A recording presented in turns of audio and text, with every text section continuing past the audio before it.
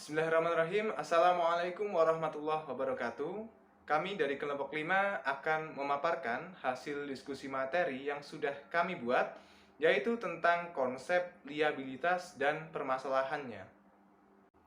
Sebelumnya, izinkanlah saya untuk memperkenalkan anggota dari kelompok 5. Yang pertama ada Sukma Devi Ariyanti, kemudian yang kedua ada Rizkita Dwi Putri, kemudian yang ketiga ada Bagus Keli Dwi Rizky, kemudian yang keempat ada Lina Ayu Mundiarti, dan yang terakhir ada Destia Lailatul Azizah.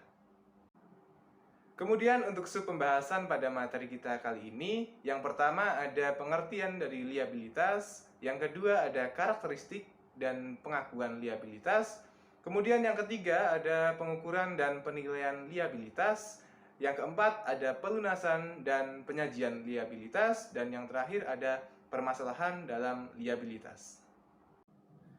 Baik, kita langsung menuju ke sub pembahasan materi yang pertama, yaitu tentang pengertian liabilitas atau biasa kita kenal dengan sebutan hutang.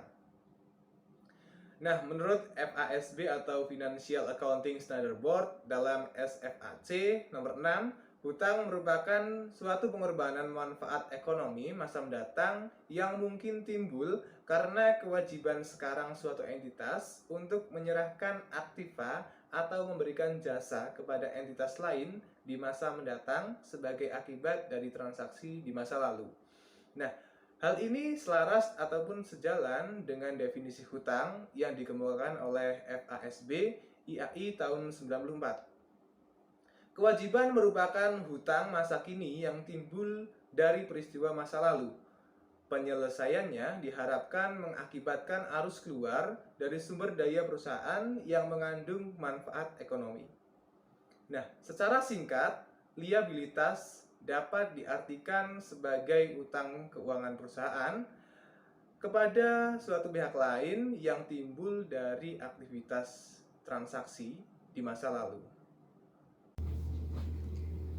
Nah, selanjutnya yaitu tentang karakteristik liabilitas atau utang. Nah, pada karakter ini terdapat 3 karakter, yaitu pengorbanan manfaat ekonomi masa mendatang. Di sini artinya hutang itu dibayar di masa sekarang untuk mengantisipasi suatu kejadian di masa depan. Contohnya seperti dana asuransi. Lalu yang kedua, keharusan sekarang untuk mentransfer aset. Nah, di sini itu terdapat 4 sub. Nah, pada keharusan sekarang untuk mentransfer aset sendiri artinya suatu pengorbanan ekonomi masa datang harus timbul akibat keharusan sekarang.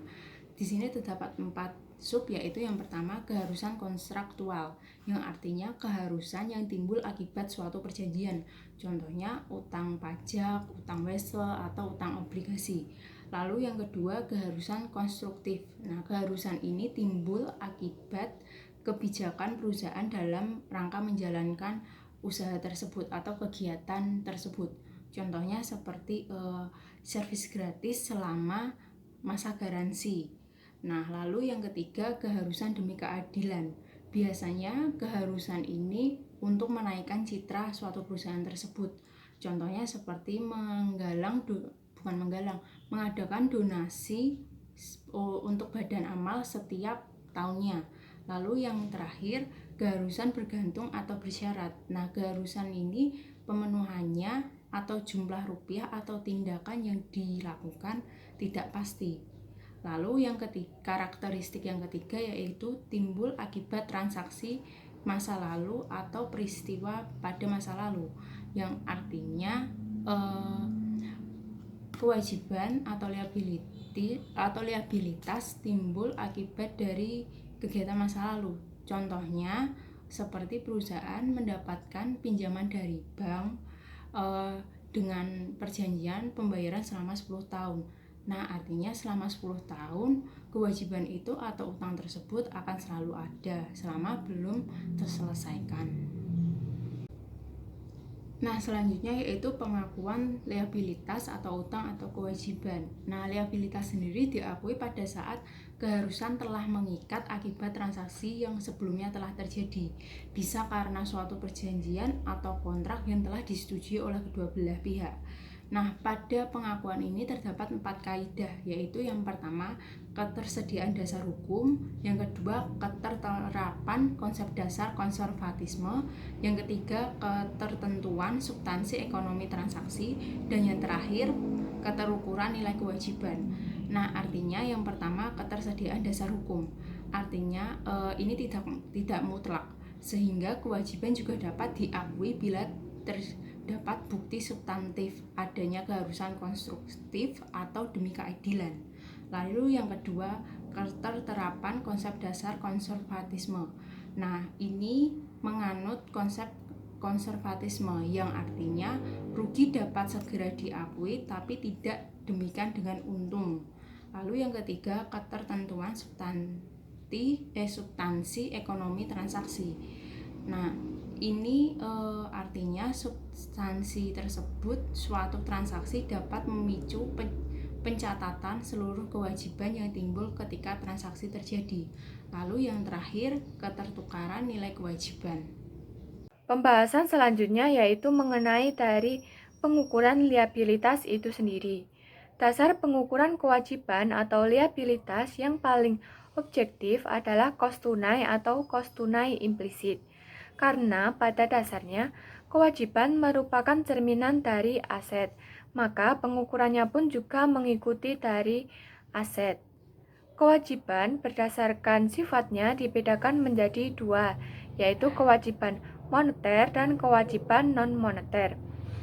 Kewajiban moneter adalah kewajiban yang pengorbanan sumber ekonomi masa datangnya berupa kas dengan jumlah rupiah dan saat yang pasti.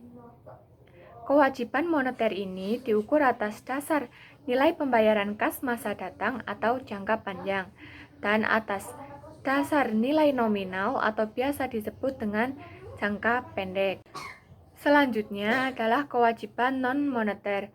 Kewajiban non-moneter adalah keharusan untuk menyediakan barang dan jasa dengan jumlah dan saat yang cukup pasti yang biasanya timbul karena penerimaan pembayaran di muka untuk barang dan jasa tersebut.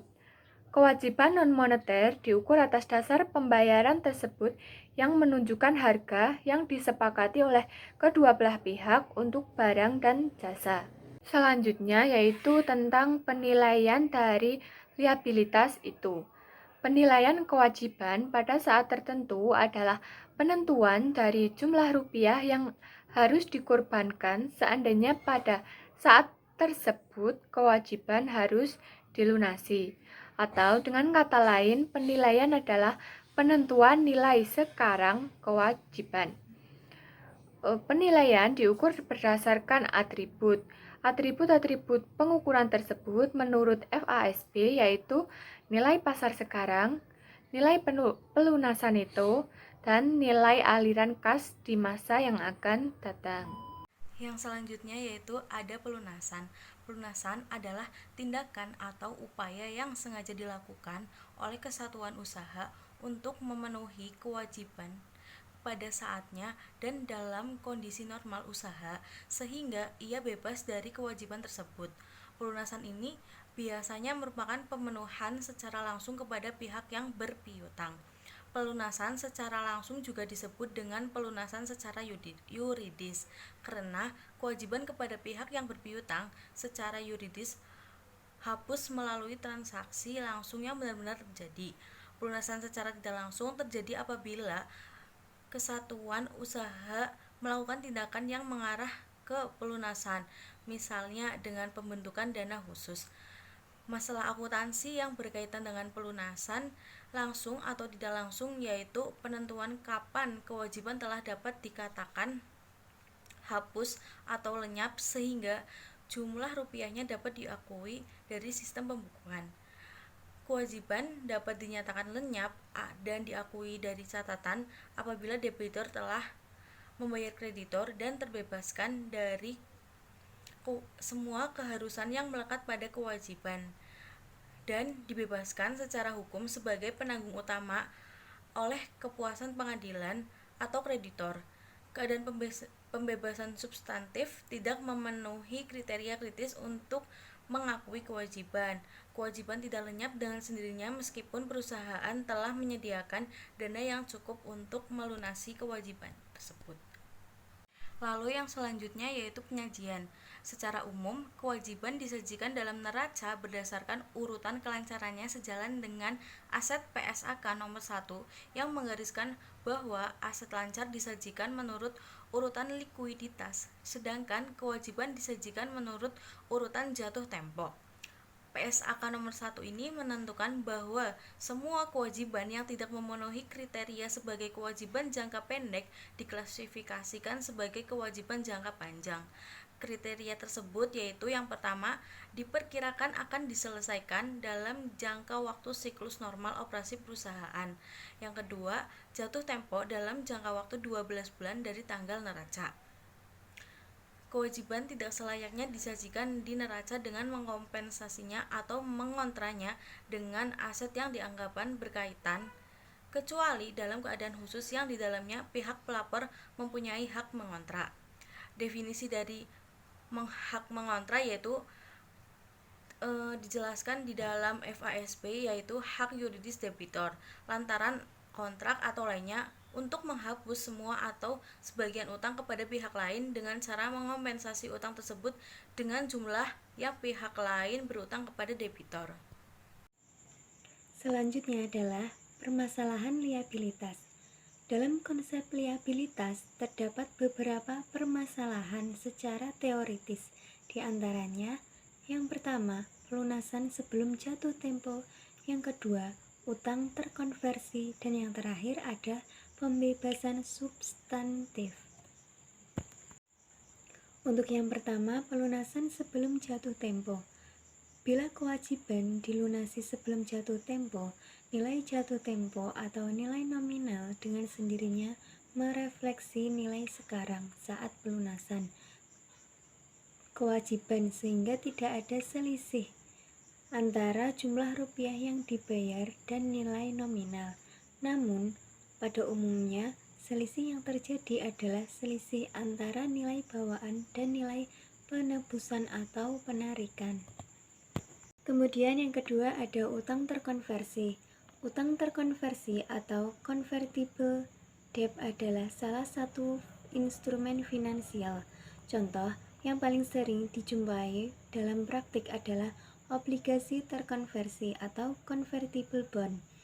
Karakteristik obligasi konversi menimbulkan masalah akuntansi pada saat pengakuan, pengkonversian, dan pelunasan karena bersifat kewajiban dan ekuitas.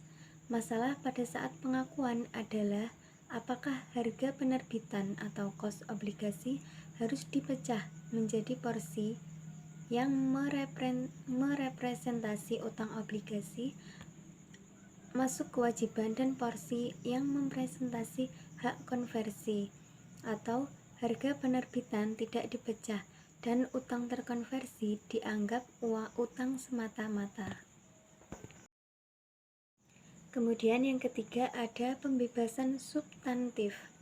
Masalah teoritis dalam hal pembebasan substantif adalah apakah pada saat terjadi pembebasan substantif perusahaan dapat mengakui kewajiban.